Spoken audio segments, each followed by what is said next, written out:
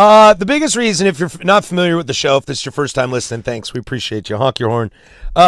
There's been a running tally on the board behind me that you can see on YouTube that says days since bad news. It was created during the Tom Dundon ownership, local city council people kerfuffle that was going on, and so brouhaha. We got tired of there always being bad days. So we tried to will into existence.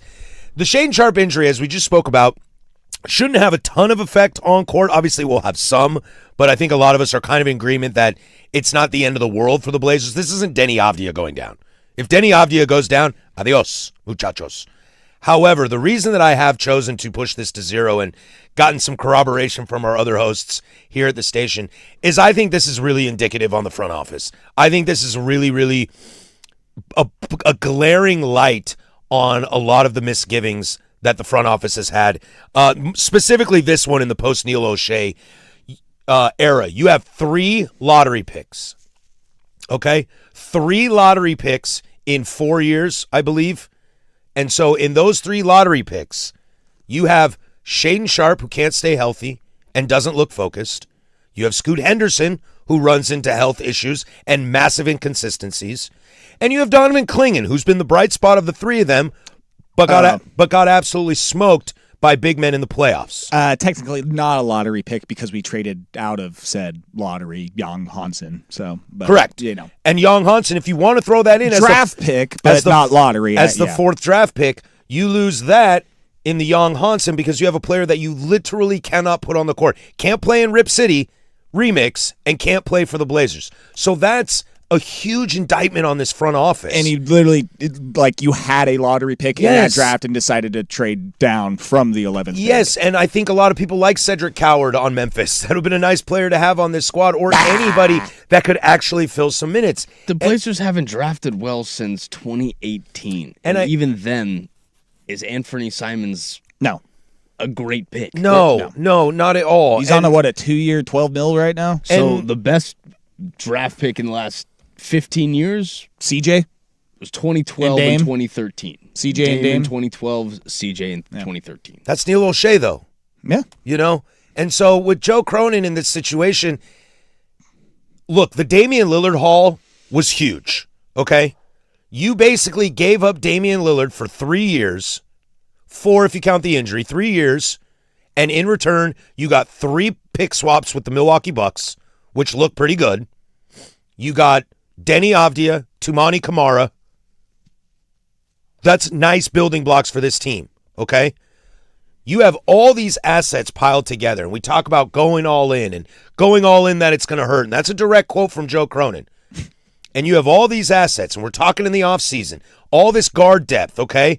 You trade for Ja Morant, so you think to yourself, there's a promo that plays that Isaac Robb says, and he's spot on. If this was the last part of the offseason, it would be great. But it's the first, and nothing else came from it.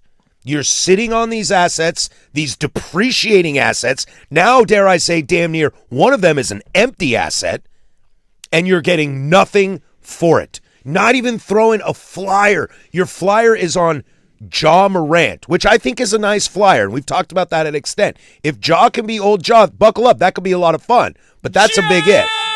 I mean, what's a bigger if? Ja returning to form or Damian Lillard returning to form? They're both big ifs, but my biggest if is Ja, easily. But if either one hits, you're happy with the decision. Totally. But you're sitting on all these assets. You can't draft correctly. That's clear. You can't broker deals. That's clear. Right now, would you have traded 2 first-round picks, Shea and Scoot, for Giannis, even if he doesn't come back? The answer is yes. The answer is absolutely yes.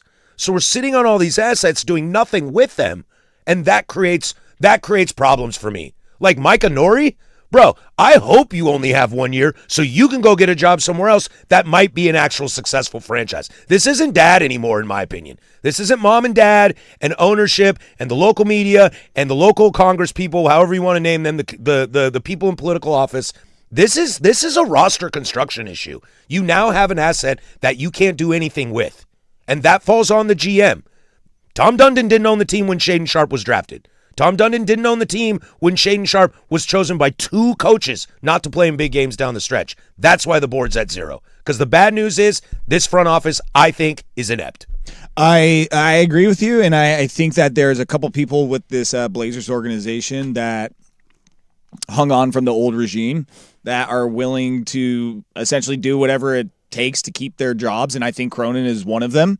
And because I thought that he should have been let go when Dundon took over. I thought that on the basketball operations side, things should have been completely turned over. New head coach, new everything. Tear it down to the studs. Yeah, and I hope that Dundon starts to, I don't know when he starts or just over time, just takes little notations like, okay, he drafted him and now this is happening.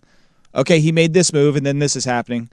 And that Cronin's leash is a lot shorter than he knows. And that Dundon is ready to make a move after a year. If he looks at this team and is like, yeah, this is what you put together? No. I mean, how many realistic years of mediocre, middle of the road, what we've basically seen from the Blazers the last 15 years, 20 years, how many seasons of that do you think Dundon is willing to put up based off of roster construction? Because the coach, that's a Dundon move essentially, sure, right? So at least the contract aspect of it. Yes. So like he's not gonna make any moves after 1 year, 2 years. But if he brings in also a guy that he can trust, that he has a good relationship with, that's a guy that'll probably stay around for the long term. I'm honestly shocked that he didn't get a new GM. Casey and I talked about this the other day before the show. We were talking about Michigan football. And how there's this like random belief that Michigan is going to be good this year because Kyle Whittingham got hired. And we were talking, there's still people on that staff that are around from Sharon Moore and Jim Harbaugh. You threw a Band-Aid on a breaking dam. Now, it's a beautiful Band-Aid in Kyle Whittingham, but they should have just fired everybody. You're Michigan, clean house. You're a professional NBA squad. New owner comes in, you just wipe it clean.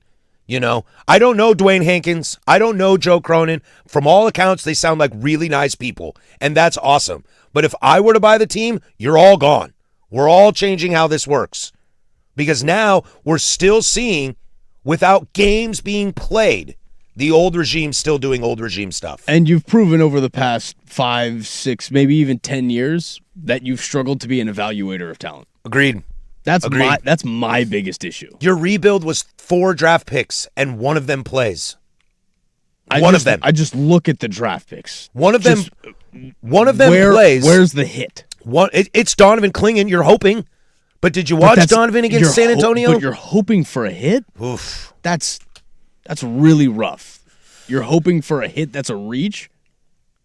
With Cronin so far, the tenure, I'm in that C+ range. Honestly, it's just the drafting is. I think that's nice of you too. I think the Dame trade is big, and what he got for it, and some plate pieces he was able to move around. Well, and the Denny move is Bub Carrington for Denny Avdia. That's a nice move. Yeah, and Malcolm Brogdon, where's he? Yeah, and drafting Clingan, that is a hit. Like that, Tumani Kamara's a hit. Yeah, so that's why I'm giving him the C+. But in a town city like Portland, where drafting is as important as it is, and hitting on lottery picks, to miss 3 out of 4 times, this ain't baseball. Mm-mm. If you're batting 250, I'll put up with it.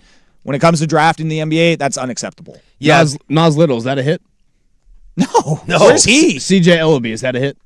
Go Cougs. Patrick might tell you one thing. Right? No, not at all. He wasn't on people's draft boards. Isaiah Stewart, is that a hit? No. Jabari Walker. Wait, Beef Stew? Mm-hmm. He's a hit, but not here. Not here. Again, Jabari Walker. Is that a hit? No. Gabriel Procida. Kazoon tight. Thank you. Shaedon Sharpe. Nope. No. Rupert. No. Nope. Chris Murray. Nope. Nope. Scoot Henderson. Nope. I'll wait on Scoot. Tyler Kolek. Who? What? Bob Carrington. Is that what Donovan a baby has? Clingan. Calic? Bub Carrington's a hit because he turns into Denny Avdia, but it's not because it's Bub Carrington. Do you think Washington wishes they had Denny Avdia instead of Bub Carrington? This is my biggest issue. The talent pool. What are we? They suck at drafting. Dude, regardless. It's really bad. It's not even opinion. What are we evaluating? It's not even opinion anymore. It's right there. Yeah. It's right there. It's facts. This franchise can't draft, and until somebody else gets in that GM seat, then we'll find out then. But for the time being, when draft day comes around next year, maybe thank God the Blazers didn't have a first-round pick this year because they can't figure it out. We'll circle back here around this on the Big Nooner, so stay tuned for that. When we come back, the SEC makes a statement, but the B1G is actually doing something about it. 105.1 The Fan Sports Network.